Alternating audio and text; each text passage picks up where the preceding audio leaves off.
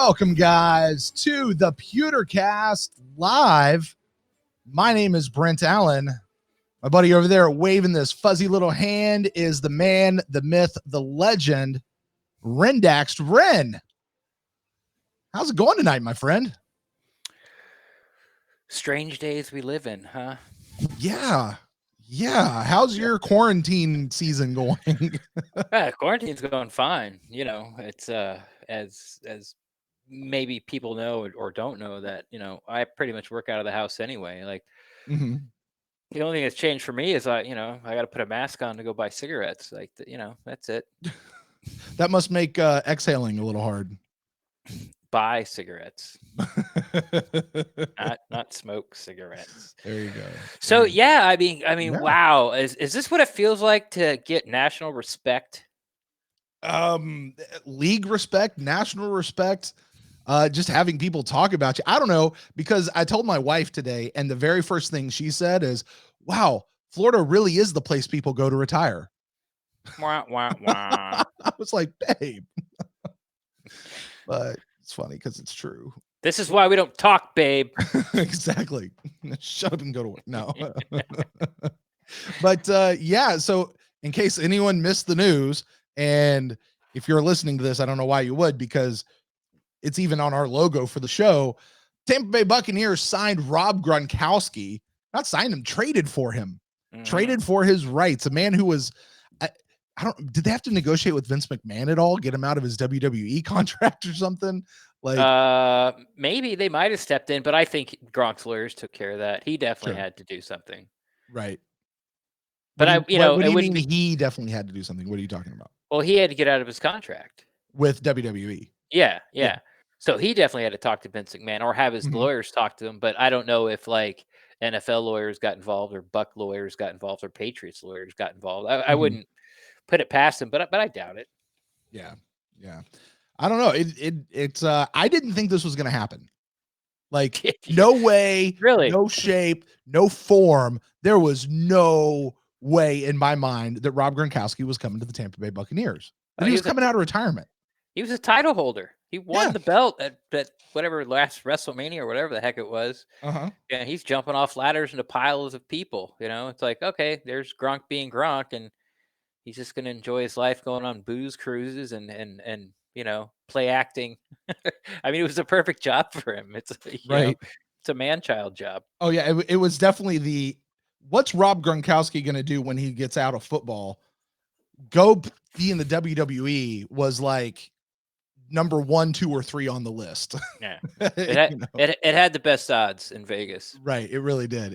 And that's what he did. And somehow he was convinced, coerced, asked, I don't know, to come out of retirement and come back and play for Tom Brady in Tampa Bay with the Buccaneers, joining Mike Evans, Chris Godwin, Cam Brate, OJ Howard. Maybe, I'm sure we're going to get into that here in just a minute. And a top 5 defense out of last year that's all returning. I mean, Ren, good. Like, I know I kind of teased about it last year, but this year we go into the ship. And the ship's in our house. God. Sometimes, man, did I just curse it? It's like, it's almost as embarrassing as like, how you get embarrassed of like your parents, like in high school, like 9th, 10th grade, like you're really embarrassed. By 12th grade, you've kind of matured a bit and you realize that everyone's parents are dorks. So it's like, okay.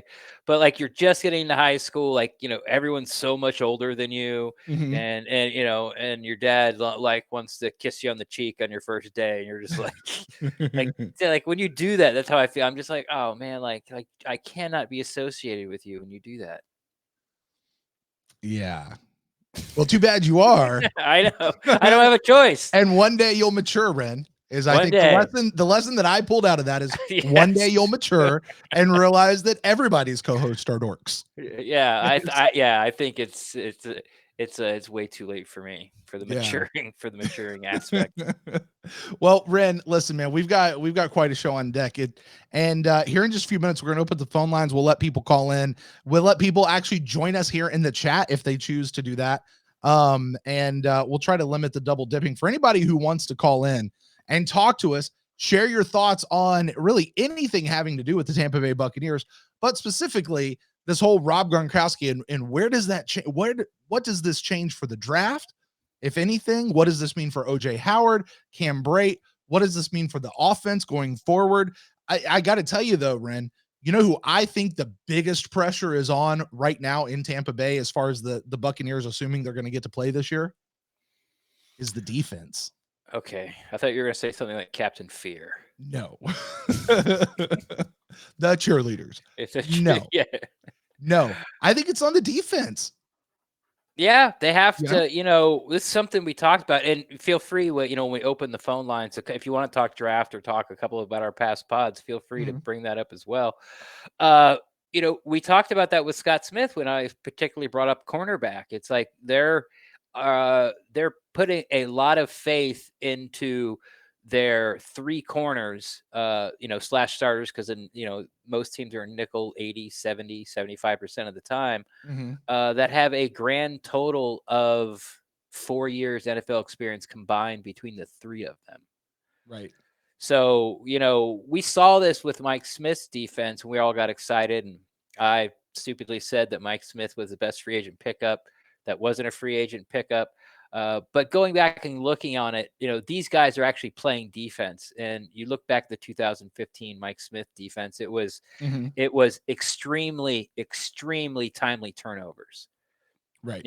Like Keith Tandy had 3 game-ending interceptions in that 5-game win streak. Like you can't really live and die by, oh, we're just going to get the ball when they're driving down to try to win the game. We'll just take it away. Like that's no way to build a defensive plan.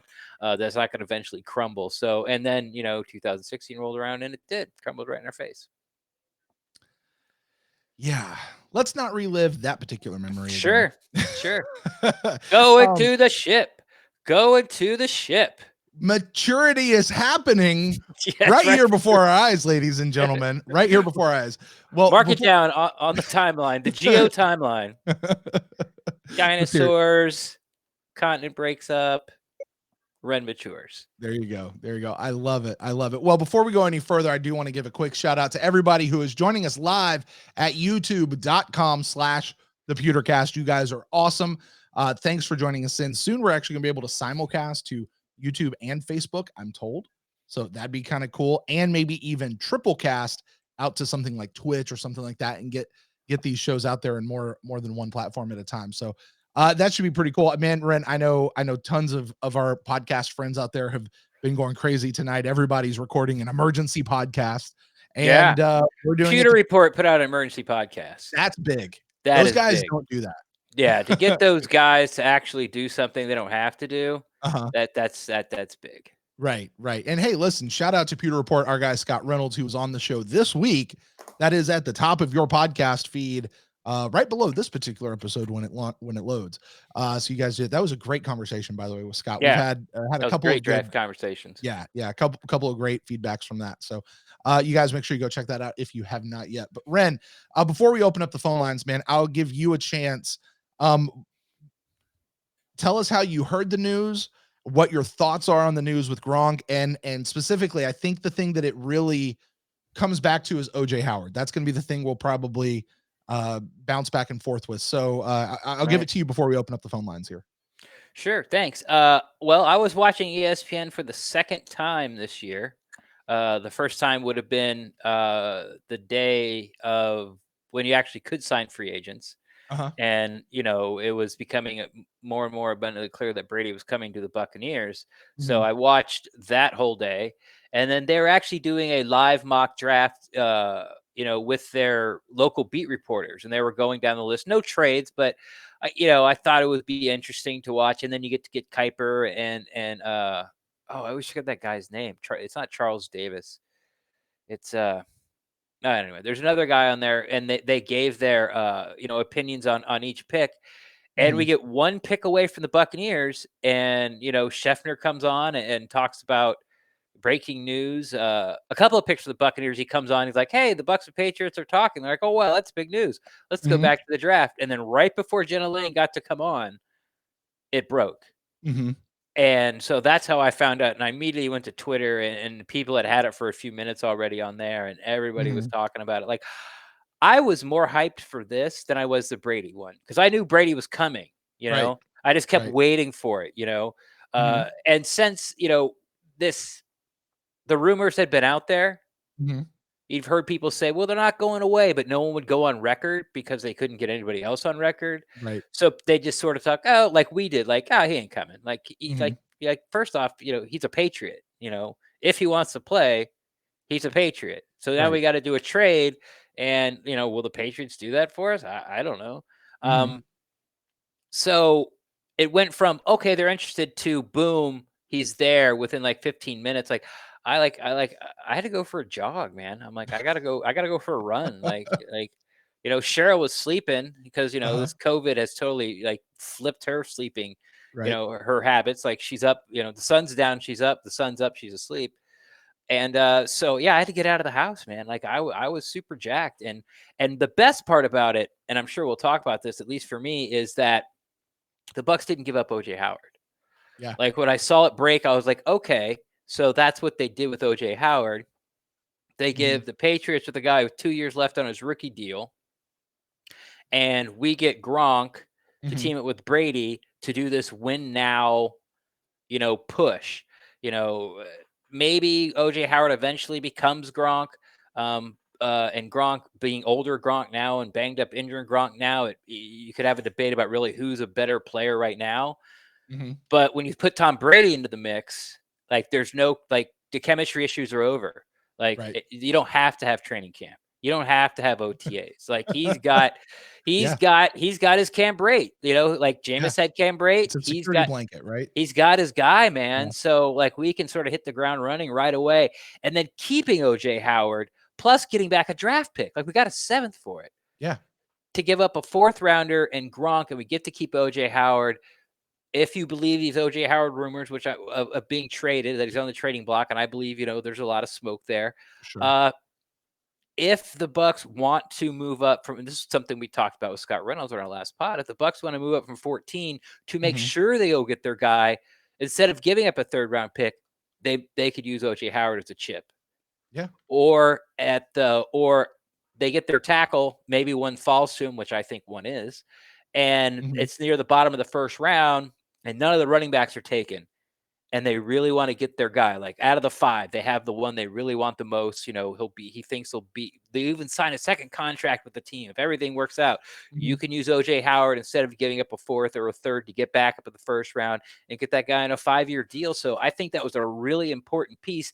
And then saying all of that, if Mhm. OJ Howard doesn't get traded, oh man, You got like OJ Howard. you got OJ Howard Yeah. and Gronk and Brait and Yeah. Godwin and Evans and Rojo and whoever else. Mhm. Whoever that The running back is in the second round that we're gonna draft. Yeah. Right? And then it goes back to what you said, like, well, yeah, it's up to the defense now. Mhm.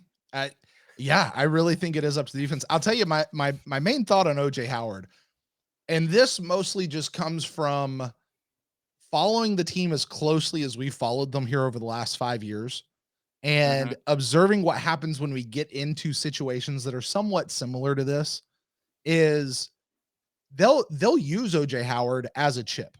Like you said, if they can get something for him, but they're not just trying to push him off. They're not just gonna send him off. Like No. we really legitimately could see our tight end room being Gronk, OJ Howard, Cam Brate, Anthony Auclair, Yeah. and sorry Tanner Hudson. Like that Yeah. legitimately could be our tight end room this year. Now having Gronk makes giving up an OJ Howard a little bit easier. I think Jason Light would be dumb to not at least shop him around and see what people will give him. I mean, if somebody will give him something worth taking, I, sure. But Yeah. I say that about all players. Everyone has a price, you know? But think of this. Yeah. Think of the tight end room being O.J. Howard, Cameron Brate, Anthony O'Clair, and or Tanner Hudson or McElroy, Oh yeah, because forgot about him. Gronk Mhm. is a wide receiver because of all the weight he's lost. Hmm. And they play him in the slot, and they play like you can He go has to any lost a lot of weight, hasn't he? New England game and see Uh-huh. Gronk split out wide.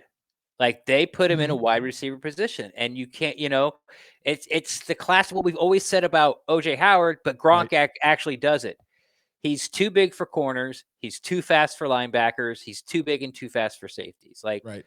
so you could put him anywhere. So I wouldn't be surprised that they sort of use Gronk as a high point type of receiver. Mhm. Not so much, stretching the field, but across the middle, a high point guy, a traffic guy. Mhm. And he might be in the wide receiver room and not be counted on to like block as much and get his body beat up as much. Which would be something because he is also a blocking guy. Like I He's a think I saw very good Ira. he's a very, very good blocking tight Right, end. like, I saw Ira point out, like, "Hey, they just got an upgrade to their run game with Gronk now too, with as much as he blocks everybody." So, um, yeah, it could be something. But Ren, we'll continue this conversation, but why don't we go ahead and open up the phone lines Yeah. for anyone who wants to call in? That number is 864-729-BUCKS. That's 864-729-2827. And guess what? Not only can you do that, you can join us here on the feed at youtube.com. You'll actually join us here in the video chat. Let me drop that in over for the people who are joining us there live as well too. You guys can join us over there, but you guys just call us and we will take that phone call. 864-729-BUCKS. It's 864-729-2827. Um it's an interesting concept, Ren, pushing him out to the wide receiver room. Yeah. I mean, it's I get your point. Um would it be fair to say it doesn't really matter where you put them in the hold on just a sec. Would it be fair to say it doesn't really matter where you put him on the roster? Like they'll play him wherever they're going to play him. It doesn't matter. Like, like those old formulas of keep 4 tight ends and 6 wide receivers. Like Right. we have 5 tight ends, but the other one is Gronk over there. Yeah, no, I get that because they split OJ Howard out. No, I shouldn't say why, but they've played OJ Howard in the slot. They've played Cam Brate in the slot. They're always not right, next to the tackle or a half a step back off the line of scrimmage next to the tackle. Mhm. I get that, but I just think that it's something at least to think about or kick around for this pod is that when they break off into position groups, Mhm. I could see Gronk going in the room with Evans and Godwin, Sure. not going in with Howard and Brate. Right. Right. I get that. Ren, we got somebody who wants to join us here in the stream. Let me try to get him in over here to talk to us. We've got Eric wanting to join us in 3, 2, 1. There he is. Hey, Eric, what's going on, buddy? Oh, what's up, man? Man, you know how I go, man. When I go in here, man, you know how I roll. Yeah, buddy. Man, What's oh up? man, What's up, man? We got when Gronk. I What's your was thoughts, man? man, when I was actually on in the bathroom on Twitter. Did you wash your phone afterwards? All right. Thanks, Eric. What's up, Eric? No, it's crazy though. I was being serious. Hey, I look, was no, actually man. Hey, there's not a person listening to this that hadn't been dropping a deuce playing on Twitter. It's all right, man. Go ahead. I was on Twitter watching the news. I heard Adam Schefter. I heard it to be a first round pick, swap first round picks. No, that can't be true. Swapping Mhm. first round picks. I thought that could happen. I said, oh no, Mhm.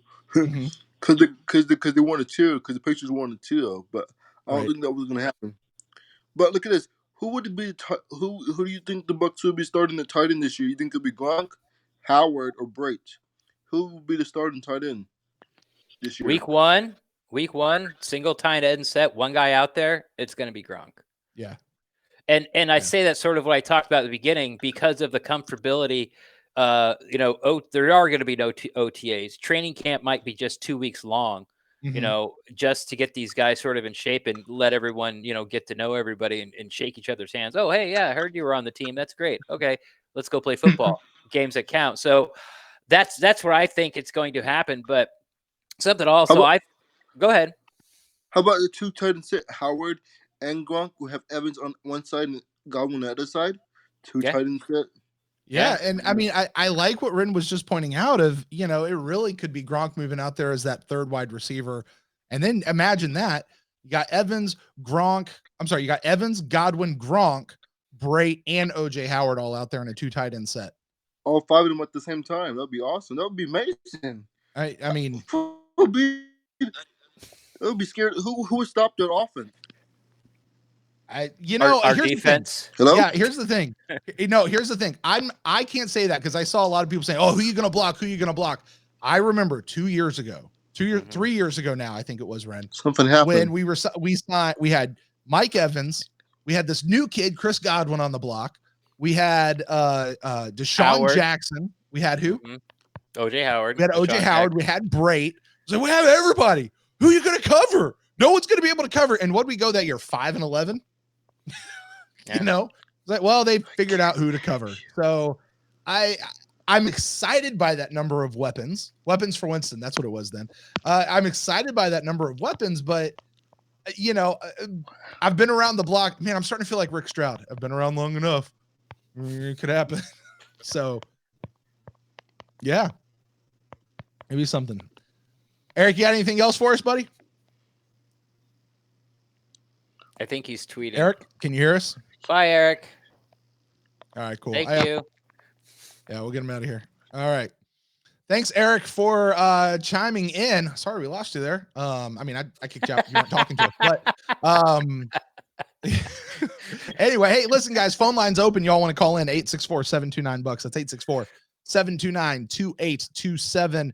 A lot of new people joined us here just in the last couple of minutes on the YouTube feed. So I want to say hello to everybody over there joining us. And also, I always like to give a shout out to those of you joining us on the podcast feed later, as so many of you guys will do. Craig Kurtzman, Brent, stop that talk. Now, Craig, that's our friend Craig in Vegas. Craig, you're going to have to call in. Let me know what you're talking about, brother. 864-729-BUCKS.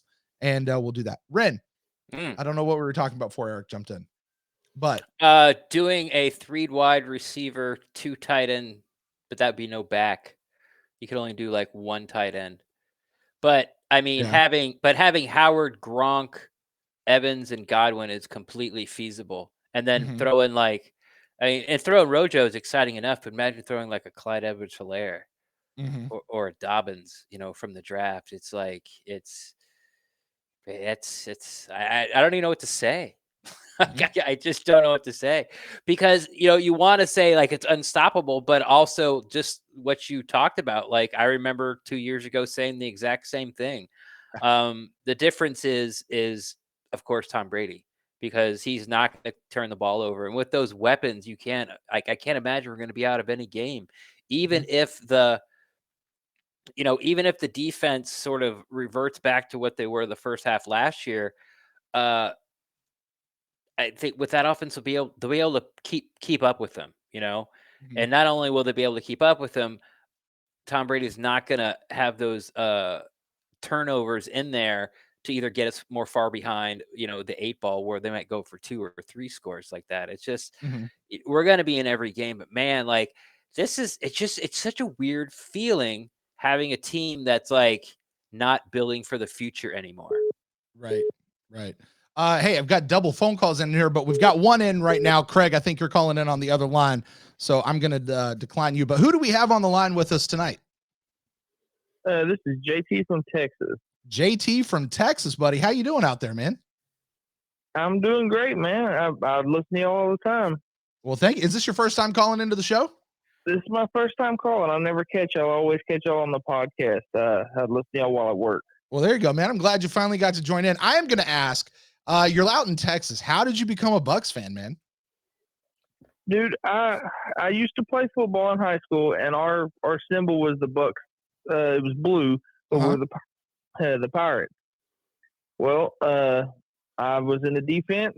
I come on when they were winning Super Bowl back in the day, and stuck with them ever since. And then later on, my running back from my high school team made the Bucks practice squad for a little while. Who was that? So it just made me even stronger. Yeah. Who was that? Fred. We called him Big Head Fred. Fred Guerin. Fred Guerin. It was back in 08 or 09, something like that. Ren, were you familiar enough with the practice squad back then to know those names? It feels a little familiar, but I can't say that I remember him. But it feels. Yeah, I told him he had to make the team so I could play him on Madden. There you go. And he never did. Practice squad. Hey, but you know what? Never did. He was still in the NFL for at least a little bit of a time. So, JT, man, what are your thoughts on this whole Gronk situation?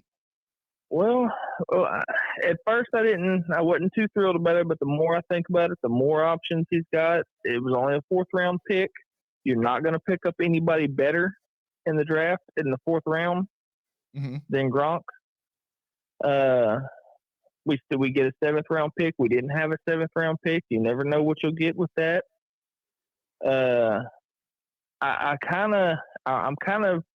I've been watching a little while, and I'm a little bit like y'all. I see patterns and stuff, and I've noticed over the years that Jason Light likes to double dip.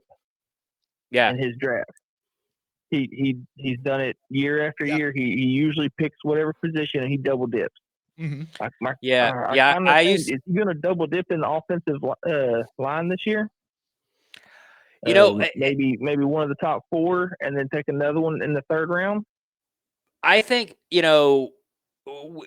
will see, because with that 4th round gone and getting Gronk, it might sort of put a little bit of a damper on double dipping on the offensive line. I used to call it Jason Light would fix the need. I used to call it.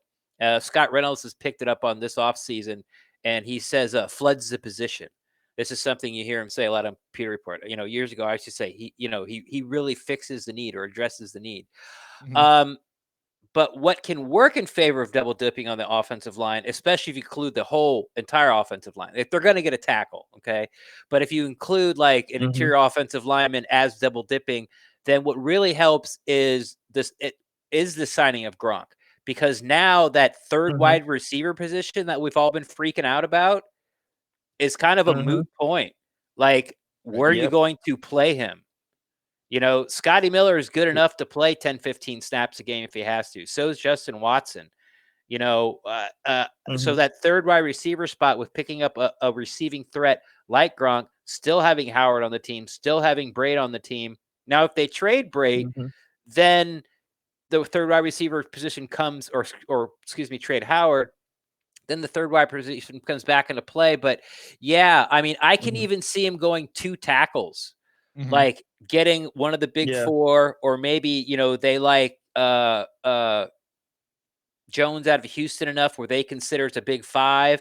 And then in day 3, picking up sort of a guy they can work on for a couple years, because as after next year, Donovan Smith has no guaranteed money. And if they want to flip whoever they get this year over to the left, they'll have at least a year of a guy that they've been working on. And then through free agency, the draft, they can still fill the holes along across the offensive line. But the interior offensive line, I think the first backup is that guy we got from Indianapolis. He can play both guard positions. He can play right tackle.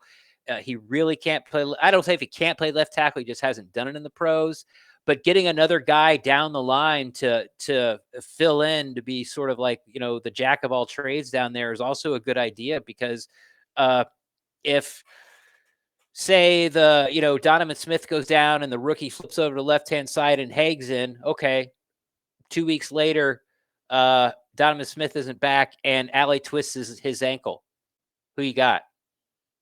If Haig's out there at right, already plugged in at right tackle, it starts to get a little thin. So, and I wouldn't be surprised if they double dip on the defensive line if you include edge. But right now, honestly, I'm banging the drum for a cornerback in round 3 right now. Like, I am scared to death if one of these kids don't, take a step back or get injured and twist an ankle. You got MJ Stewart and Ryan Smith, and I don't want to see either one of those guys in the field at all this year. Well, with the corners, and I think everybody was saying this to begin with before free agency ever started. Everybody wanted a veteran corner to come in anyways. Right. And they may be waiting till after the draft to see how it goes, and they may bring in a veteran corner after the fact for depth, like you're talking. Not a starter, because we want our guy starting, but someone to step in if somebody has an issue. The other thing I was wondering was Gronk. He's going to be bringing his contract from there. I heard it was 10 It is. million a year. Yep. I can't remember where we're sitting on our salary cap now. Is that going to hurt us where we have to get rid of OJ? No, where that No? leaves us Okay, is good. that when we were at like about 13.7, somewhere around there. So you take off Gronk, we're now Okay. only at 3.7. So we don't actually have enough money to sign our guys.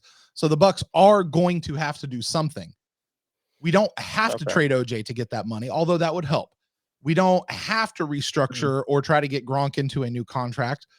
That could help if they get it, they get it where, where that helps. But, we talked about this on our pod that we released this week, Ren. You and I talked about it, about how Mike Greenberg has done such a good job of structuring all of these contracts that they have the flexibility as a team to be able to go and redo a bit of Mike Evans' contract, which we saw him do 2 or 3 times last year to clear up some money. They can redo Allie's contract a little bit. They can redo they might even be able to redo Brady's, although I don't think they would. But there's so many of these little things that they can do, which are going to clear up, a couple of million here, a couple of million there, and boom, they're golden and they're fine to get through with where they are. And all of that really goes back to Mike Greenberg, Jason Light, those guys up there in that office that have put the Bucks in such a flexible position with the salary cap that they don't have to, although they could do what kind of do what you're saying. So, I'm not overly worried about that, but Yeah, y'all were right. Earlier today, I was listening to it, and yeah, y'all are 100%. They are pretty good with how they handle it up there. I haven't seen them go over too much, and if they do, they get it right back down to where it needs to be pretty quick. They're really good at it. And I haven't heard if it's the first 4th round pick or the second 4th round pick. Have y'all heard that? It's the second. I think it was the comp pick that we got. It was the comp pick. Yeah, okay, then it's basically a free Gronk. And we kept OJ Howard, and we picked up a 7th. Yep. I'm pretty happy with it. Yeah, well, I ain't gonna keep on any longer. Thanks for accepting the call, man. JT, have man, a good night. Thanks so much, and I hope we get to hear from you in the season as we do the PewterCast lives after the games and stuff. All right, man. Oh yeah. All right, y'all have a good. Thanks, JT. Oops, hit that a little soon. Hey, listen, you guys want to call in? That phone line is open. 864-729-BUCKS. That's 864-729-2827. Ren, what do you think? Do you think they're just going to let Gronk's contract ride, or are they going to try to do something? Because how long does he have left on that contract? Do you know? Just 1 year.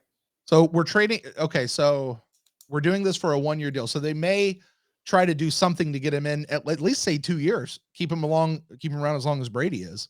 Right. For a move like this. They are really up against it. Now they don't have to get their salary cap underneath the number until I think the week before the first game.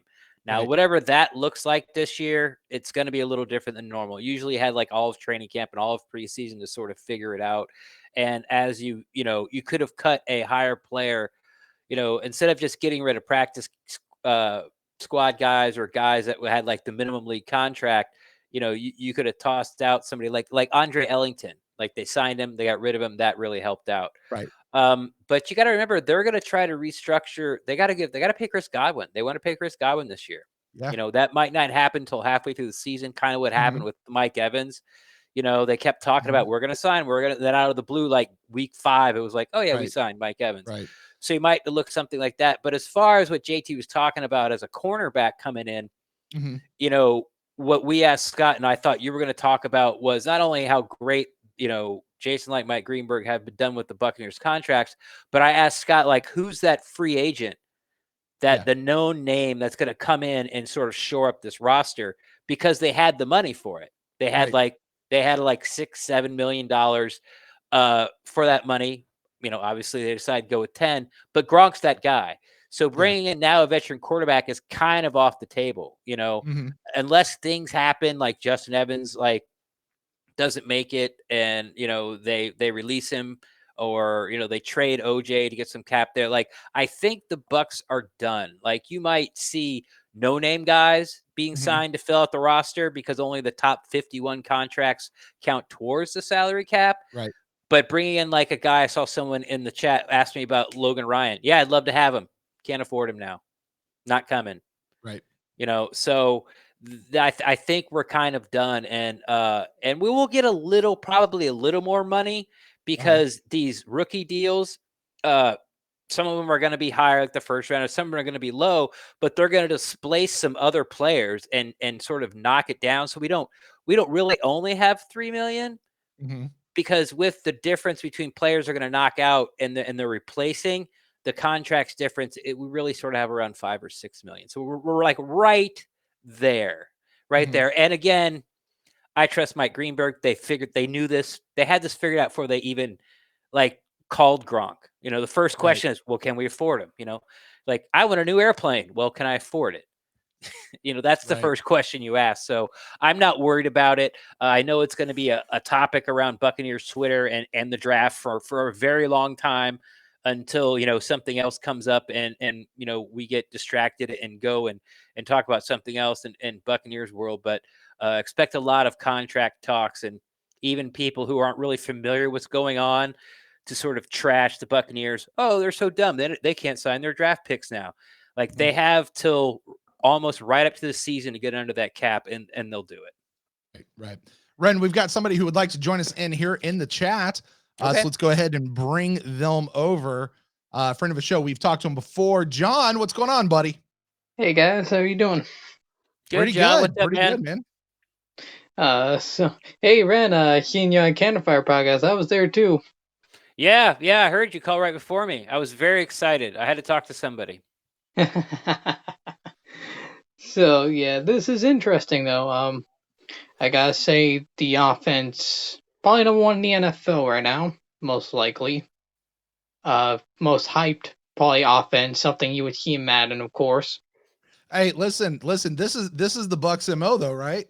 Win the off season. Now we just got to translate it to the regular season. It's true. Every off season I go into it, I'm not going to get excited. And damn it, here I will say this is the earliest I've ever been excited though. Yeah, but this time will be different though. I think this is different. I agree. This is going to be different from like 2016 when we signed Chris Baker and Deshaun Jackson. Mm-hmm. Yeah. And we all know how that turned out. Yeah. The difference is you're talking about two guys who between the two of them have won 10 Super Bowls. I want to say. God, I don't know. How many was Gronk with? And Brady has 6. I think Gronk has 3 or 4. So I think 3. Yeah. 3. Yeah, whatever it is. I don't care. Who cares? But yeah, that was with that other team. But they're bringing it down here. And, I got to say, and I think our guys over at the Pewter Report talked about this on their kind of emergency pod. This is going to change the attitude of the team. Oh, yeah, definitely. And honestly, I think Gronk might have a bigger part to do with that than even Brady will. But it's going to infuse such a different vibe about this team this year. And I have no idea what to expect from this offense. For as much as people want to go, oh, this is the way Arians runs his offense, and they want to look at what all he's done before in the past and bring that here and see how it's going to go. And then you're going to inject Brady. Now you inject Gronk, and I don't know. It's going to be a hell of a lot of fun to watch for 16, 17 games this year. Hopefully we get up to about 20 or so. Talking about the draft though, if we want to double dip an offensive lineman, if we want to draft a guy around 3, we could draft a guy. We could draft a guy named Ben Bartz. A lot of people say he's the next Ali Marpet. Ben Bartz. Yeah, I don't know a lot about him, but he's D3, the division, I think D3 school. He's and in the Shrine games and stuff, he didn't blow any. Nobody blew past him, and people said he had an Ali Marpet like performance in the Shrine games and stuff. Yeah, that's exactly what I was going to say. He wasn't. Was he at the Shrine game? I know he's at this. I don't think he was at the Shrine game. He was at the Senior Bowl for sure. Oh yeah, that's what it was. Yeah. It's okay. Bowl. Yeah, so the Senior Bowl, and sort of like Alex Kappa did, they bring these guys in to see if they can handle the big step up in competition, and Ben Bartz seems to have done that. Yeah, if you want to go double tackle, that's good. And again, that's sort of what this really good signing of Joe Haeg is, because Joe Haeg can play inside or outside. So it doesn't handicap you in the draft to, if you want to get a backup offensive lineman, you don't have to go just tackle or go just interior offensive line, because Joe Haig can play both. If he's just an interior offensive lineman, then we're all talking about we need a backup tackle. But with Haig on the team, we can take BPA as far as, along the offensive line, a guy to develop. So, another really smart move by the Buccaneers. And wouldn't it be a Jason Light thing to draft a guy out of D2, D3 school offensive lineman? That's Jason Light right there. It'd be That's his third bread and butter. Yeah. It's his third one. It would be his second one he drafted. But Jensen, who are you thinking? Because Jensen Kappa. was Marpet and Kappa. He drafted both those guys. Oh, Barch would be his third one. Yeah. But Jensen's a D2 guy, school guy too. Yeah, but he was developed though with the Ravens and stuff. We kind of say we helped develop him more, but he was more. Yeah, but I'm just saying there'd be four guys in our offensive line room that were D2 guys. That is cool though. That would be interesting. What about this guy? I mean, and we didn't talk about it with Scott, but he had him in his last mock, the inside guy, Lewis. Yeah, from LSU. Lewis? Yeah. Yeah. Oh yeah, Lewis. He was the guy I drafted in my mock draft, Ren. It was. That's why I recognize the name. That's my guy. Yeah, he's someone in day, third round, early day 3. You could look at if you're going there. There's a couple other guys. Now, my guy, who I've been on since the Senior Bowl, Cameron Clark from Charlotte. It looks like a lot of people have pushed him into interior offensive line as a guard. This guy is an absolute mauler, super athletic. He's a little slow with his hands reset. And what I saw, at least at the Shrine Bowl, was when the defender, the speed rusher, got to the apex, he would try to bury the guy and he'd sort of squirt out the top. But if he's playing guard, he doesn't have to worry about that anymore. So I'm going to be really interested to see where Cameron Clark go as a developmental lineman. Some people might like him as tackle, right tackle, left tackle. Some people might want to put him in as guard because of inexperience. But, if they brought that guy in, it drafted him, like I'd proclaim myself the smartest man in the world and just log off. Oh yeah, high-powered offense. This is probably the most explosive offense, like maybe in NFL history. Potentially one of the most hyped offenses in NFL history. Sure, I don't care. Win. True. Gotta put the results on the table. And then we can say how good it was. Yeah. Look at the Browns, like what they did when they brought in, Baker Mayfield, Kareem Hunt, and then OBJ, Jarvis Landry, David Njoku. And that's the thing that scares me. And before that, the Eagles did it with Chip Kelly. They had Vic and Jackson, and they brought a bunch of high-powered guys. And but that was Michael Vick, though. Michael Vick, it's different from Tom Brady, though.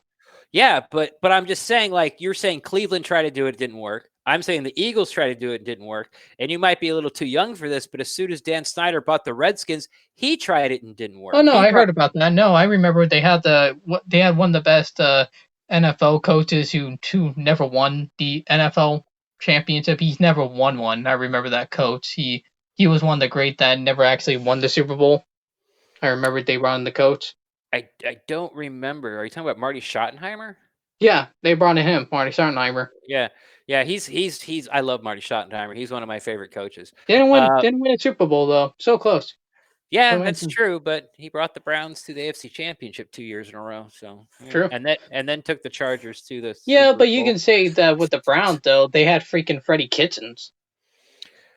Yeah, I mean, I don't want to talk about the Browns. I don't want to talk about Freddie Kitchens, and I was just trying to get back to the point where I don't want to come out and say this is going to be like the most prolific offense in the NFL, because we've seen it tried with the Browns and fail. We've seen it try with the Eagles and fail. We've seen it try with the Redskins back in the day and fail. Now, you alluded to the big difference is Tom Brady, and I agree with you. But you know what? If we're 8-0, and we're somewhere in the realm of record pace when you call back, for one of our PewterCast live. Is that what we're calling it now, Brent? PewterCast Live. A PewterCast live show. We'll have this conversation.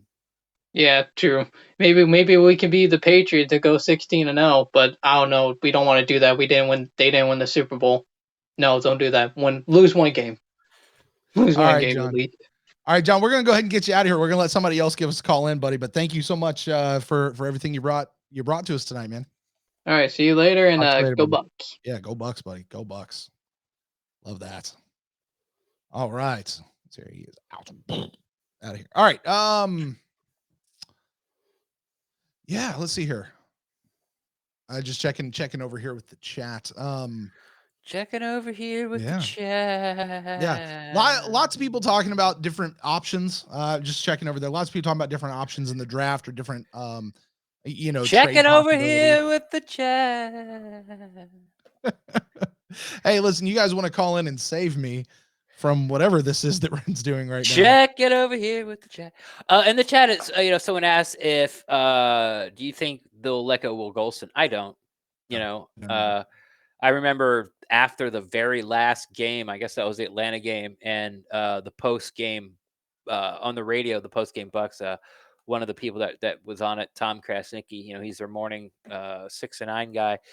He was like, Golson's out of here. Like 4 million's too much or whatever, or 6 million's too much. I think, I just like laughed. I'm like, there ain't no way. Ain't no way. Like what did Bo Allen sign for with the Patriots? Like 7.25? Was it really that much? And he doesn't even start, and you got Golston, like 6.5 or 6.25 or whatever you're paying Golston is a bargain. Like, and he does what they ask him to do, and he keeps his mouth shut, and he doesn't complain. Like, Golston, I think, is like the longest tenured Buck, like him and Levante David. Like, he's at the end of his second contract. So, talk about a guy who's been serviceable as a 4th-round pick for the Buccaneers, and I think he's going to have another really rock-solid season, man. Like, he batted down some passes. He was among the leaders in that. He was pretty close up there in tackles for loss. No sacks, typical Golston year. Doesn't get to the quarterback, but everything else he's rock solid at, man. Like, you can't move him. Not like Sue or Vea, but he's really hard to move for someone his size. And he's a guy that can, like split a double team with his speed. And he's a lot stronger than people give him credit for. So no, I think Golston's a big part of their plans this year. Yeah, I agree. And the other side, just the little keep the defense together. Like that was Bruce Arians' like number one mantra coming out of the season. Right. Like higher than sign Jameis Winston, higher than all this other stuff was keep the defense together. And outside of Nassib going away, Bruce Allen was a rotational guy. They've done a pretty good job at that. So I think when you start talking about a guy like Golston, you got to start asking who you're going to replace him with.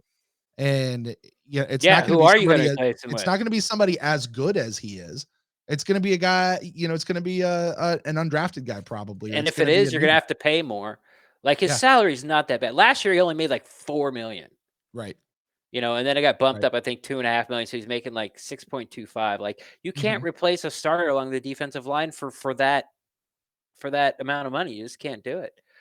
I see somebody in the chat ask me, who do I want for cornerbacks in the draft? To be honest, this is something that just sort of popped in my head a couple of days ago. Like, why am I not drafting a cornerback? So in the third where I'm looking, I'm not too familiar with all the names yet. But the kid out of Virginia, Bryce Hall, I believe it is. His intangibles are off the charts, like big locker room guy, team leader, like even in like everything you read about him. You know how when we talk about Gerald McCoy before we dump on him, we got to tell everyone what a great guy he is. Right. How good he is in the community. Yeah. Anytime I read about this Hall kid, people rave about what a good kid he is. And I think he'd be a lot higher on everyone's boards if he only had like 5 or 6 games and he hurt his foot. So I guess right now that would kind of be my dream guy. But what you want to do when you look, if you want to do some mock drafts between now and a couple of days, he's got to be over 6 feet and he's got to tackle. And that's what you got to sort of start with. If the guy's 5'9", 5'10", 5'11", maybe, but no, like the bigger, the better. So, that's why I like tall. He was like right at 6 foot, 6'1". There was a kid out of Iowa I was looking at. He was 6'1" and a physical player, but that's what you got to look for. If you got these twitchy, small Brent Grimes, Vernon Hargraves types, they're not going to draft him because they showed us that right off the bat, year one. Like, we don't like our corners at all. And we're going to fix it. And they went and got guys that are all over 6 feet. Yeah. Just for the record, while you were talking, I was looking up Will Golston's contract. He's only set to make 4.75 this year. Oh my God. 3.75 last year, and he'll go up to 5.5 next year before becoming a free agent. So that was 1 year ahead. Yeah. How long has he been a Buck? Well, this is his second contract, and he had his first 4 years. So I think he's going into, this would be his 9th year. Year 8? Yeah. Yeah, because that was a Mark Dominant contract. No, I'm sorry, 6. No, 6. Really? They signed him? No, wait a minute. Never mind. I'm sorry. Hold on. He was drafted in 2013. So this would be your 7. Yeah. 13, 14, 15, 16, 17, 18, 19, 20, 8. This would be his 8th season. Okay, he yeah. 7. Yeah. Yeah, he's pushing dot time, man. Yeah.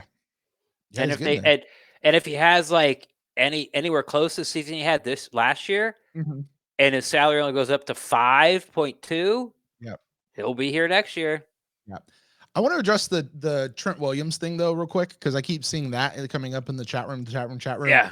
A lot of people have already pointed out the salary is just not going to work out with Trent Williams because he wants to be paid like a super top guy. He's 30 something years old.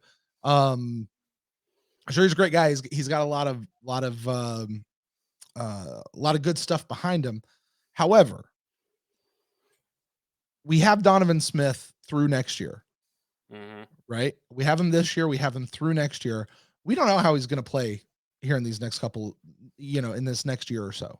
If he works out, great. If not, they'll go get somebody else. But I think the Buccaneers are looking for a more long-term situation. Trent Williams would not be a long-term solution. And not a cheap one. And so, first of all, the money just knocks him out altogether. But I don't think that they're looking to do that. And I think that the Buccaneers are probably higher on Donovan Smith than just about anybody else is, as far as like within the fandom. Right. Everybody keeps wanting to replace Donovan Smith, and the team's like, oh, he's not that bad, guys. Yeah. And I trust those guys to know what's out there to be able to make that assessment. I don't think they're just blowing smoke because of that. Yeah, we'd like to have, and fans would like to have, an all-pro Pro Bowler at every position. It ain't gonna it doesn't happen. It does, and if you did, you can't pay them all. Right. It would only last 1 year because every time their contract run out, they would be paid at the top of the market, and you can't pay everybody the top of the market, and you know that. So just think about it a little bit longer and a little bit harder. Yeah, it'd be great to get Trent Williams. Yeah, it'd be great to get Logan Ryan. Yeah, it'd be great to get that safety out of Baltimore that everyone's talking about, Humphreys, I think it is. Yeah, I mean, sure, but now since this move has, like, all those guys were in play until today. Yeah. $10 million is now gone, and the Buccaneers have Gronkowski. Brady's got a security blanket, ensures the offense goes off and running. Get a 7th round pick for him, only giving up a 4th, their second 4th, and still hanging on to OJ Howard. Yeah. And as we keep talking about this offensive tackle, whoever they're going to draft in the first round, you mentioned earlier, they could look to flip him. I think our next tackle is going to be a guy we draft. That's what I'm saying. Our next left tackle is a guy we're going to draft. Yeah. Because he'll be cheap for a while. If they don't stick with Donovan Smith. Right. So that's my thought of it. I'm not even saying that that's what I think they should do, although actually I do think that's what they should do. The only caveat I give to that is this whole win now thing. And if they don't think they can win with him, but like I said, I think the Bucs are a lot higher on him than others are. Yeah. And it says in the chat, we've been talking about the tackles. Like, I'm personally comfortable taking the guy out of Houston at 14 if the other 4 are gone. Okay. Like, I was a big Lucas Ning guy out of TCU, right? But everyone's not mocking him any higher than a 3 because I don't know if they know his medicals and are really afraid, or they just don't know his medicals. And with it being sort of, the hip ball labrum joint thing that Tua is going through and, what ended Bo Jackson's career, it's a scary injury. So, no one wants to take like a first round flyer on him. So, but the question is, would I be okay with taking Kinlaw and then waiting to get a tackle in the second? Well, I would, I'd much rather have, make sure you get one of those 4. And again, I will say it again. I think I'm like 95% sure one of those tackles are going to drop to us. Like, I just think they are. If the Bucs want to trade to make sure and get their guy of the 4, I have no problem with that. If they sit there at 14 and it doesn't work out like I think it's going to work out, or they think it's going to work out, and Kinlaw's there, I don't think Kinlaw's going to be there. But I would be fine with that. And then you can use what we talked about earlier. You can use the OJ Howard pick or chip to move up from the second round into the bottom of the first again, and then go get Jones, or go get, whoever your next guy is. If it's Isaiah Wilson. I just really haven't looked into the sort of the tier 2 tackle guys like Wilson and the Prince guy out of Auburn and Austin Jackson. I don't want Austin Jackson at all out of USC. Like, he's totally off my board until maybe like the 3rd round. Then I might entertain taking him, but then I'd probably for me, I just gamble on, Ning because it's not my team and I'm not going to get fired. And if I'm wrong, it doesn't matter over Jackson. So there's lots of ways they can go. But for me it's what Scott Reynolds said, on our last pod, just go get the guy. Don't get cute. Don't try to get Ben Barch and slide him in as your starting left tackle and get him in the 3rd so you can grab the best wide receiver and best running back in 1 and 2. Don't do it. Just, your needs. You only got 2. Then you're just filling for depth. Right. Go get them. And really, you only got 1. You can go into the season with Rojo and Dare.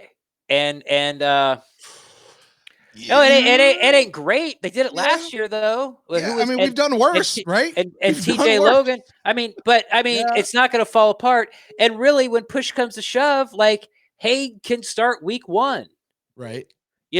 But to immediately impact the team right away, to make them better right away, it's one of those big 4 tackles, and then it's one of those 5 running backs, and then see what you got, who's left on the board, and start filling in depth. I want corner, interior defensive line, anywhere else on the offensive line backup, anywhere on the defensive line backup. I even looking at a linebacker.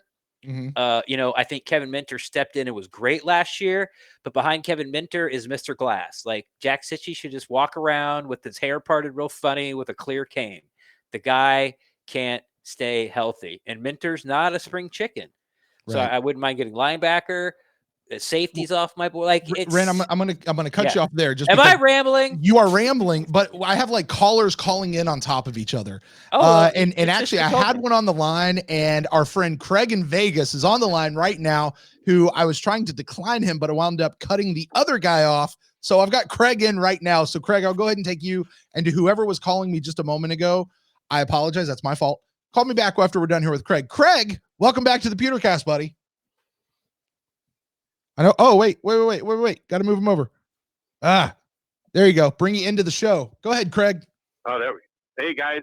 Hey, good podcast with Scott. It was good listening to him. I was walking around because that's all we can do in this current lifestyle of quarantine that we're doing. Yeah. But luckily, the Bucs. The big question that it's got to be on everybody's mind right now is Vita Vea going to lose touches in the red zone now with Gronk there? I think they're going up. I think they're going up with him, man. Yeah, just jumbo package. Listen, that's why Gronk got brought in. He's going to take Vita under his wing. He's going to train him. They're gonna run the veer on the goal line, man. Rojo, Gronk, and Vea. They're running the wing, the left wing. Student body left with Vita, Gronk, and everybody just going that way. That'd be great. Yeah. Oh my God, it'd be a tidal wave. No. But listen, that's going to be a play, I think, at least once this season. And my God, can you imagine watching those guys celebrate after that particular touchdown? That'd be fantastic. That would be the price of admission worth it totally right there for that moment. That'd be great. It register as a seismic event. My other question: do they have to reach out to Bert Emanuel to get the 87 reinstated? No, it's Leggett's. Yeah, Jordan Leggett. Oh, okay. He tweeted out. Jordan Leggett tweeted out. He's like, "Hey Gronk, I'll give it to you for $1 million." Yeah. And then I don't later, think he's doing a Chris Godwin. I'll give it to him out of respect. No. Yeah. No, he was kidding. He put he put the cry smiley face. But he also tweeted out after that. He's like something. I'm paraphrasing. Let's face it. At the end of the day, I'm going to be paying Gronk to take my number. So yeah. Yeah. Well, obviously, this is a great day again. I mean, the only thing I hope right now, for all what this country is going through, please stay home because we got to be able to watch this team in person this fall. Yeah. This is the best roster that we've all been a part of in quite some time since the Super Bowl team and the Super Bowls in Tampa. Please, just stay home for a little bit. Let's a break. Not screw up the football season. Let's not screw up football. I mean, I can't believe. I mean, look at this roster now. This is unbelievable. And I know that people talk about. I know Brian was saying, "Oh, weapons for Winston." It's a different trigger man with Tom Brady. And I've heard a couple of people on other stations and other national radios said, "Well, maybe the Bucs aren't a playoff team." I'm like, with the extra wild card that this team is not a playoff team, this team is a total bust. But I think they're the best team roster right now without injuries going into the NFC South right now. Obviously, you've got to dethrone the champs and the Saints. Mm-hmm. But if that's the same Drew Brees at the end of last year that comes on the field at the beginning of this year, right? I like our chances even more. He did not have the zip on the ball after that injury he had in LA. And Bridgewater got him through it. But I also think once they got the dead weight off of this roster, the defense took off. They brought back the front seven for the most part. There's no reason this team should not be a minimum of a 10-win team if they all take the lead of number 12 and number 87. So you can't help but love what's going on with this roster. And I think this defense is fine. I do agree, Ryan, they do need to address some issues in the middle with a little more depth, especially in the tackle. I would like to see Golston brought back. I know he's back. Ain't not going a high demand, but he did play well last year. Yeah. I'd like to see DeMar back just for the fact, even if DeMar doesn't play much, he deserves, with all the years he put in with those bad years, to have a chance to play on a team that's literally a contender, not get beat up for 16, 17 games and not have a chance to make the playoffs. I mean, this guy deserves to be on this roster. And you can't beat that for depth if he's willing to take a cheap contract, because if one of the tackles goes down, he's not a bad guy to plug in there. And also, maybe, just maybe, they clinch and he can play a little bit down the stretch. Who knows?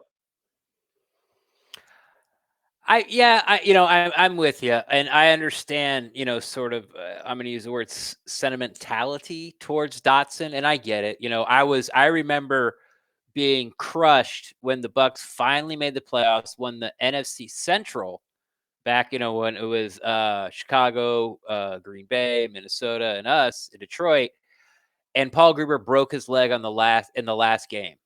And he never got to play a playoff game, and that was his last year. Like, I was crushed. I'm like, of all the people that gets to do it, is someone a standout left tackle that never went to the Pro Bowl because he played on such a crappy team and no one gave him any accolades.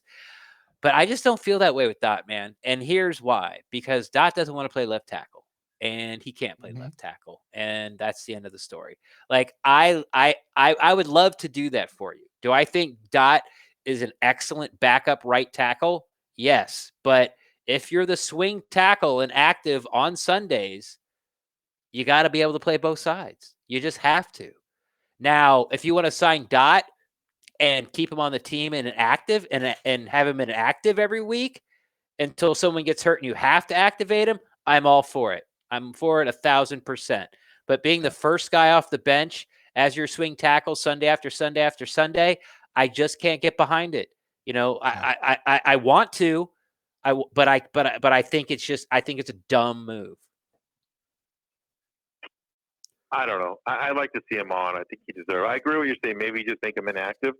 I don't think he can't hurt. If you're going to draft a tackle, this year. I mean, it's obvious what they're going to do in the first round.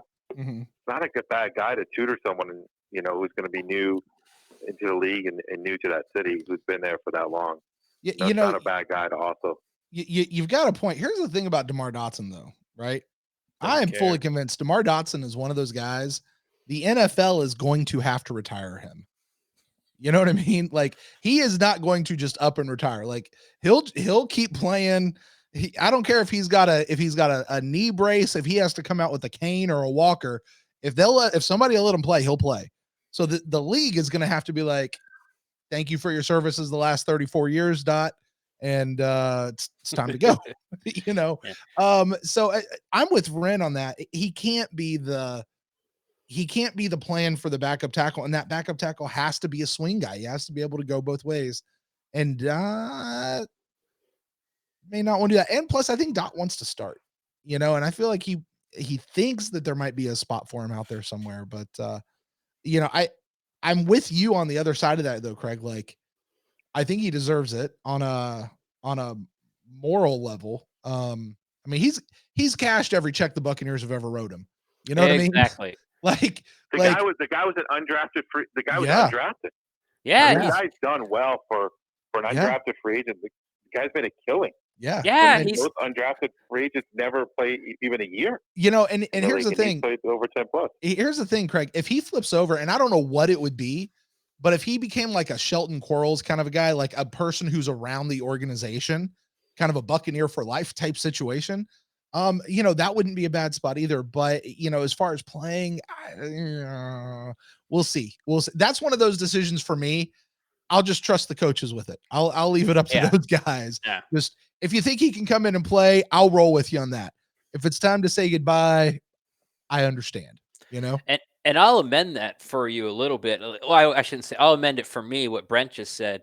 Like, it's not that Dotson, that he's going to keep playing till they say he can't play anymore. Dotson will keep playing as long as you keep paying him. Like, that's the type of player he is. And I'm not saying he's selfish or bad or mean or he doesn't do it right or do the right way or he's not a pro. But Dotson understands that it's a job. And I can only do it for so long, and it's good money. So if you pay him $500,000 to sit the bench, Dotson's going to take that $500,000 and sit on the bench with a big ass smile on his face. Right. So, he won't. League minimum for him's over mil, but still. Go ahead, Craig. Sorry, buddy. I have two more questions. Great. Number one, will Justin Evans be in uniform week 1? And number two. Mm-hmm. We're going to get a live show Thursday and Friday after the draft picks. Justin Evans, maybe. And I think no, you can't do that. It's like back Brett season 1, season 2. Yeah. I don't want to answer that, so I'm going to change the question. No. Well, because here's my thing. I think that Justin Evans, first of all, he's been a bubble guy, right? What? What do you mean by bubble guy? He's like if there's 6 wide receivers, he's like number 6. We're talking about the safety. I'm thinking Justin Watson. I'm sorry. Yes, you are. I'm sorry. I was thinking Justin Watson. I'm like, maybe. I'm so sorry. All right, I'm going to shut up now, Ren. Go ahead, buddy. I think he's going to be there, but that is more like, I'm going to throw this in the category how you feel about Dotson. That's how I feel about Evans. I'm trying to hope it into existence. So anytime you ask me this question, no matter how much I feel that it's not going to happen, I'm going to tell you it is. And I just think it is. I think he's too young, and I don't think the injury was bad enough. I think he just didn't want to have the surgery, and by the time he finally did, like, it was just too late. He waited too long, and he wanted to heal naturally. I think it's going to be, I want to say fine, but I think he'll at least, I think he's going to be back. I think he'll be in uniform week 1. Are we going to get, I do not know. We've talked about this a little bit. Thursday night, I said we can just go live after it. We're talking like 1 o'clock in the morning, 2 o'clock in the morning.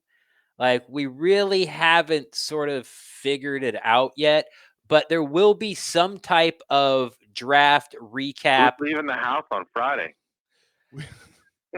Look, hey, I'm with it, but I'm with you. It was my idea, and Brett said, "Well, that's like 3 a.m," and I'm like, "Oh yeah, you're right." So we're still talking about it. We were supposed to be at the Joe Bucks fan party and live stream there, and that fell through. And then we were a little late on thinking of other things, and we tried a couple of other things, and those things fell through at the last minute. So there's lots of outlets out there covering the draft live. We are going to do something. I've got a personal family thing that is going to keep me out at least probably for the first night or two. Yeah, I didn't want to bring that up. I don't know if you want to No, talk about I that. appreciate the discussion, Ren, but I'll throw that out there. I will say this. I wouldn't be surprised if you saw Ren hooking up on a couple of our friends that are out there. One or two or whatever that looks like. So I'll leave that to him. But as far as that first stuff, I do think, Ren, we probably can go ahead and say with somewhat certainty on Sunday night during our normal instant cast time, PewterCast live time, we'll probably go ahead and open up the phone lines again and have another one of these post draft. Yes, we will have some type of draft wrap up show less than 24 hours after the day 3 is over. Minimum, absolute minimum. But like Brent alluded to, a lot of things are sort of up in the air, and I'm going to go ahead and say it now. Wes O'Connor, go on with the loose cannons. It's exactly what I'm doing. Since Brent has a family issue, they invited us to come on. Our things fell through. I'm going on with Sammer and Stank and Chicken Breast and whoever else they have coming on, and I'm going to be there the whole time.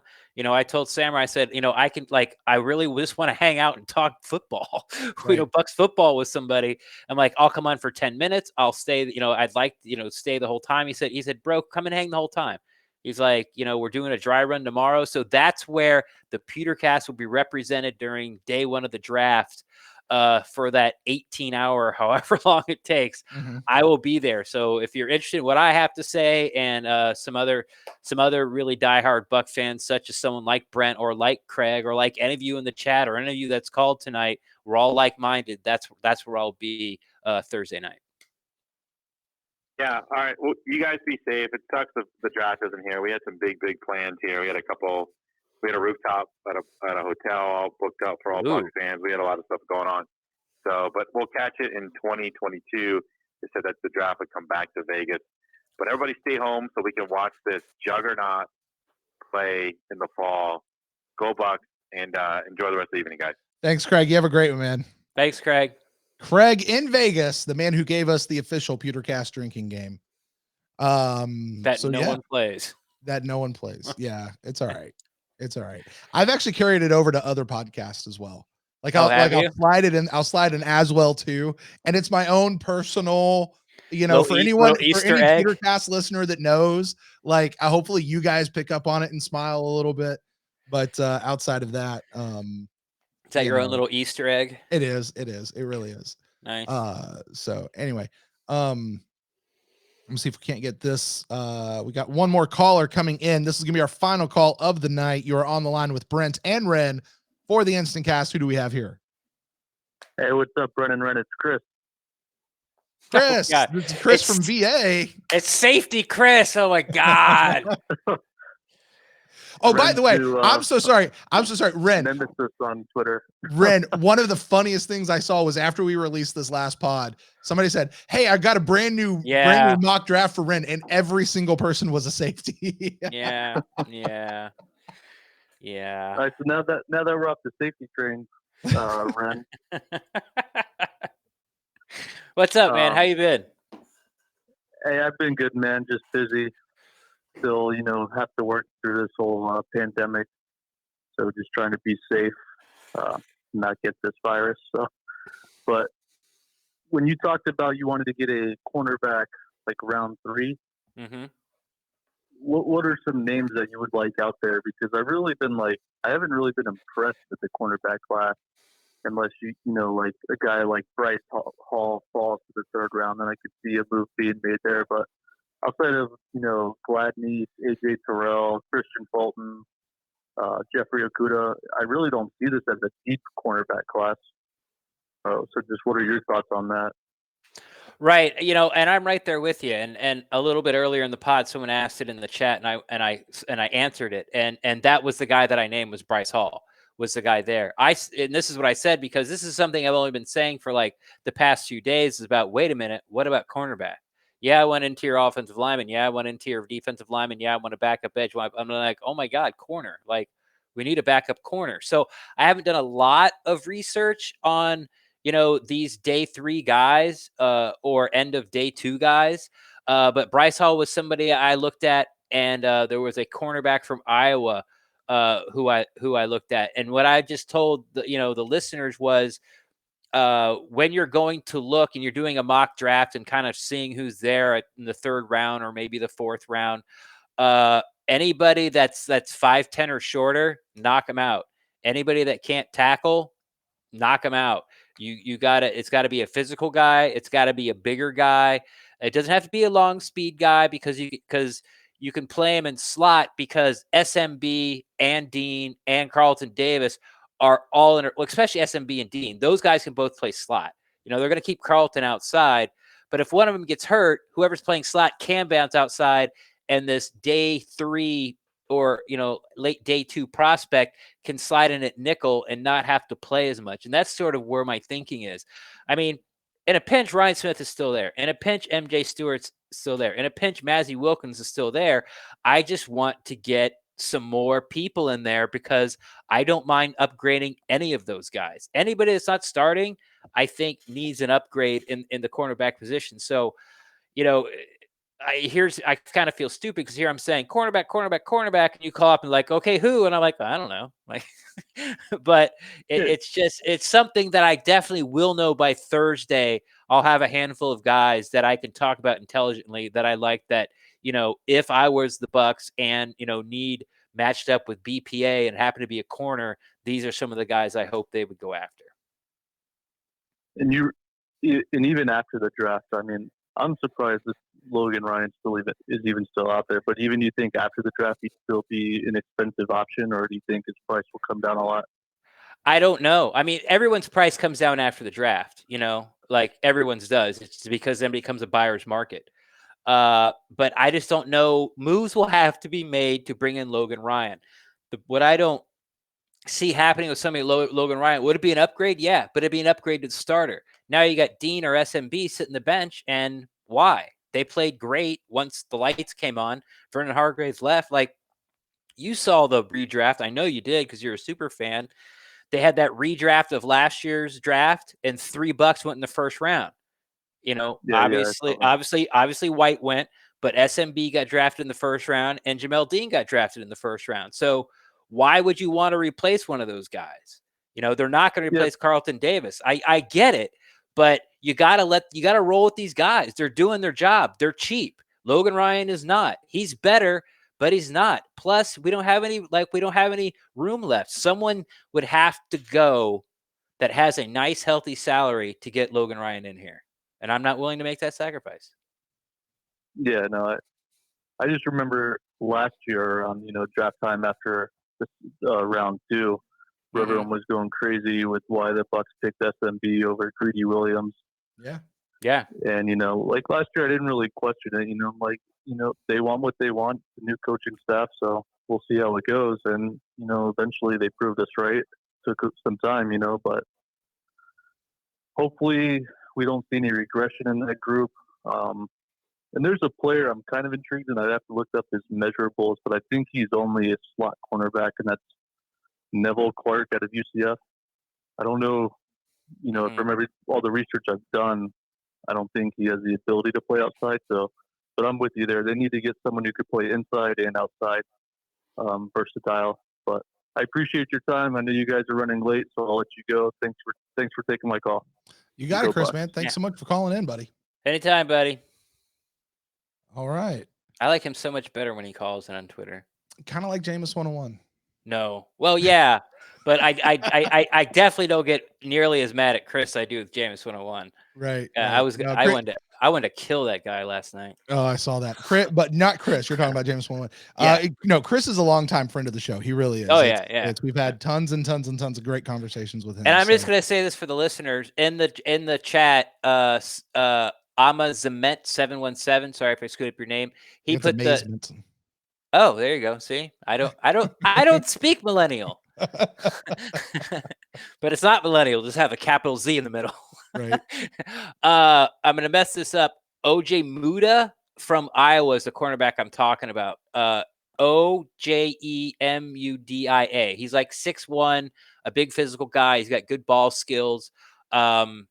He's not got great deep speed and doesn't sort of flip his hips well, I guess is the way to put it. Oily hips, he sort of loses the receivers in the break spot.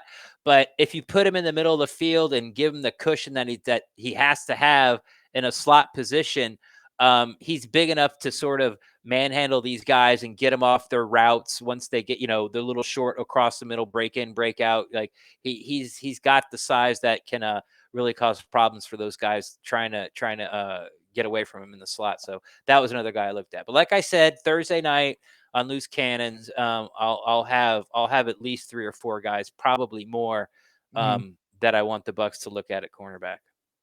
All right. Well, with that, Ren, why don't we go ahead and kind of turn the corner on tonight's episode?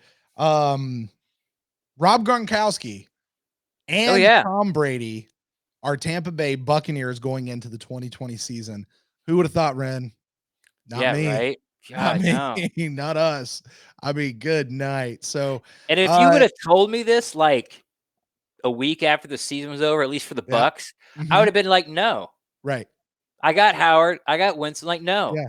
I don't want it. Screw you. No, I think up until we signed Brady, or maybe like a couple of days before we signed Brady, we were like, yeah, I'd rather not. Not. And then like with Gronk, it was like, no, that's not happening. Oh shit, it just did. Yeah. Like until it did, you're like, oh my, that's actually happening. So fun times. And listen, I just want to echo what Craig in Vegas said, man. Everybody stay healthy so we can have a freaking football season this year. But Ren, listen, I want to say thanks to everybody who joined us over in the chat room at youtube.com/thepewtercast. Listen, you never know when we're going to go live. Usually in the offseason, it's when something big happens. We will be back after the draft Sunday night for sure. We will open this back up to phone lines. You guys call and talk to us about everything that the Buccaneers did over the weekend. Make sure you join Ren at the Loose Cannons draft party, I think is what they're calling it. Their virtual draft party. Yeah, it'll be they have their own YouTube channel. They just opened it up. Yeah. So search, Loose I think it's at Loose Cannons on Twitter, and I'll have the link to the YouTube channel, or just I think that'd be the easiest way to do it, since the channel, I don't think the channel has any videos up, so it might be a little hard to find on YouTube right now. But check Twitter. The link will be everywhere the day of the draft. It won't be any problem. I'll tweet it out. So, if you're looking for me or looking for the pod, just go ahead and click on my timeline, and there'll be a link there for you. Yeah. And for whatever it's worth, the Loose Cannons podcast, I really like what Sam and those guys are doing over there with the content they're putting together. It's got, if we had a Pewty, Ren, for rookie podcast of the year, because there's tons of new podcasts that pop up every year. They would have gotten my vote for rookie podcast of the year for last year. So they're really good. I'm glad to have you representing us over there. So with that though, in the meantime, Ren, why don't you tell the folks where they can find you out there on the internet? Best place to find me is on Twitter at Rendax, REN_DAXT. I'm always down to talk Buccaneers football. Pew, if you guys want to get pew, pew, pew, pew, take that coronavirus. Pew, pew, pew, pew, pew, pew, pew, pew. Are you done now? Pew. If you guys want to get in touch with me, you can find me at Brent Allen Live across all the social medias. And the show is at the PewterCast on Twitter and on Facebook, at YouTube, also at the PewterCast. You guys can check us out over there. Click subscribe, click the bell icon to be notified whenever we go live. And we'll, of course, be doing this all throughout the season as well, too. Until next time, guys, that's going to do it for us. The Bucs draft is coming up in like 24 hours. Or maybe 36, whatever it is. Go Bucs. I need Gronk to DDT Carol Baskin. Boom. Boom. Boom.